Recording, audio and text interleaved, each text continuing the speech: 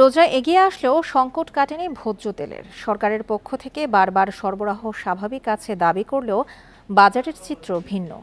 বেশিরভাগ দোকানে নেই আধা ও 1 লিটারের সয়াবিন তেলের বোতল। অন্যদিকে খোলা সয়াবিন তেলের দামও বেড়েছে লিটারে 5 টাকা।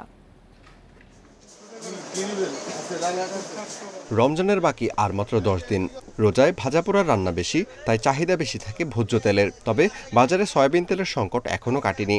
এখনও মিলছে না আধা ও 1 লিটারের সয়াবিন তেলের বোতল। রাজধানীর বিভিন্ন স্থানের কয়েকটি দোকান ঘুরেও চাহিদা মতো বোতলজাত সয়াবিন তেল কিনতে পারছেন না ক্রেতারা। কবে নাগাদ সরবরাহ ঠিক হবে তাও জানাতে পারছেন না বিক্রেতারা। বলছেন চাহিদা অনুযায়ী তেল সরবরাহ করছে না কোম্পানিগুলো। 10 কার্টনের আমার চাহিদা পাইল 1 কার্টন সপ্তাহে। সয়াবিন তেল সরবরাহ একেবারেই কম, যা আছে 1 লিটার 2 লিটার সরবরাহ আছে, 5 লিটার সরবরাহ কম, খুবই কম। পাম তেল আছে, পাম তেল একবার মনে করেন যে অ্যাভেলেবেল পাম আছে, সুপার আছে, কিন্তু ওরা তো অনেকে খাইতে চায় না, নিতে চায় না, লাল। এদিকে বোতলজাত তেলের সংকটের অজুহাতে লিটারে 5 টাকা বেড়েছে খোলা তেলের দাম। ক্রেতাদের অভিযোগ, এমনিতেই পণ্যের দাম বাড়তি, তার উপর রমজান মাস আসলেই দাম আরও বেড়ে যায়। তাই এখন থেকেই বাজারে নজরদারি বাড়ানোর তাগিদ দিচ্ছেন তারা।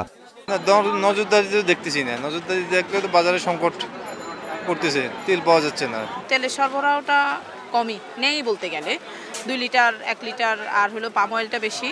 নভেম্বর মাস থেকেই বাজারে বোতলজাত সয়াবিন তেলের সংকট। মাঝে সরবরাহ কিছুটা বাড়ানোয় সংকট কিছুটা কমেছিল। তবে চলতি মাসের শুরু থেকে আবার তীব্র হয়েছে তেলের সংকট।